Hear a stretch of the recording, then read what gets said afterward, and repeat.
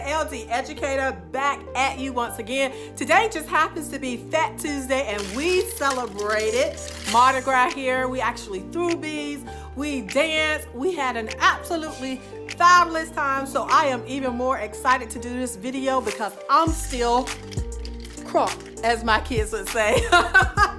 But before we get into this video, for those of you who don't know me, once again, I am the LD educator and I am a special education teacher, and my goal is to share hope and to dispel myths about learning disabilities.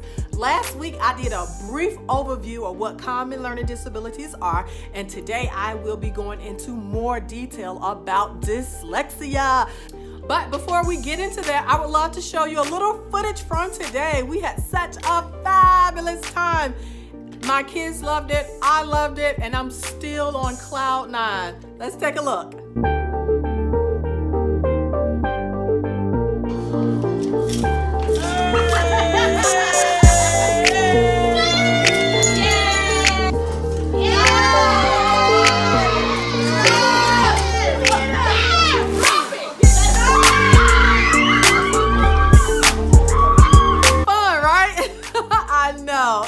An exciting day. But before we get into the video, please go ahead on and make sure you click the subscribe button if you haven't already. Also, I will invite you to click the bell so that you will not miss any of my videos when I upload them. And if you like this, make sure you click the like button and leave a comment. I would love to answer any specific questions that you may have, okay? As we stated in our last video, dyslexia is the most common type of learning disability.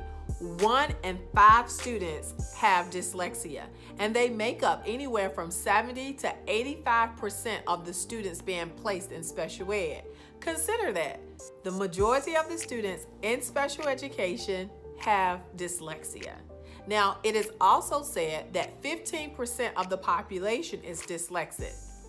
I can raise my hand. I'm a part of that 15% now. I was actually diagnosed at the end of my 4th grade year, and if you haven't seen the video why I teach special education, I talk a little bit about it in that, and if you're interested, you can click right here. Now, a very interesting thing about those with dyslexia is that they are very creative. Well, I don't know if that describes me per se. I'm resourceful. I wouldn't necessarily call it creative, but majority of us are highly creative and highly intelligent. And if you don't remember anything else about your students who are dyslexic, please understand that they are highly intelligent. Just because they have difficulty like reading does not mean that they can't learn. That is anything further from the truth. Most dyslexics they don't have an overall deficit in language. They more so have issues with processing sound, and that's why a lot of them don't or take longer to learn how to read, because it's the sound that their brain does not process to put sound together to turn that into word or to be able to decode words. And so that was definitely my issue. When teachers were teaching phonetics, I just did not pick it up. And eventually I ended up learning how to read more so through a whole language approach. And then that eventually was strengthened later on when I started to pick up phonetics a little bit more. But please understand that children with dyslexia, they are highly intelligent. They do not have a low IQ. They still very much can learn and learn at their grade level with the right type of instruction. So at this point, I definitely want to give some of the different common signs of dyslexia and some of the things that you can do to help improve your students with dyslexia. Some common signs in preschool students include if the student starts talking later than his or her peers, if they have chronic ear infections, confusion with learning left and right. I still have a hard time distinguishing between the two sometimes.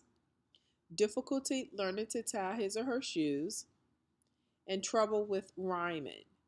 In elementary school age students, some common signs include messy or illegible handwriting, letter number reversals, difficulty with cursive writing, slow, choppy, or inaccurate reading, often says, "You know what I mean?" And that's because they have a hard time sometimes finding the words to express what they want to say. Poor reading of nonsense words like those found in Dr. Seuss's books. In high school students, there's a large discrepancy between verbal skills and written correspondences. Cannot grasp a foreign language. I definitely had difficulty. Mispronounces unexpected words, for instance, tornado instead of volcano. Taking much longer than expected to get through work, even if the results are accurate. And in adulthood, you may have someone with poor self esteem. Now, that's not always the case, especially if they've learned to kind of compensate for their weaknesses. They may have to reread things several times to understand. A lot of time, you dread writing letters or even quick emails. I can definitely attest to that. May gravitate to a career that does not rely on reading, and may hate reading or prefer reading nonfiction because it uses smaller vocabulary. These are just some of the different signs or symptoms of dyslexia. Now, the strategies, I decided that I was not even going to attempt this because it would make this video a lot longer than what I had anticipated.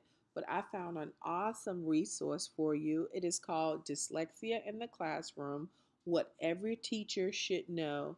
And it's compiled by the International Dyslexia Association. And it's a phenomenal handbook. I will put the link down below in the discussion box. So if you're interested, and I definitely hope you are, please take a look at it, print it out, and start using some of those things to help your student become better learners.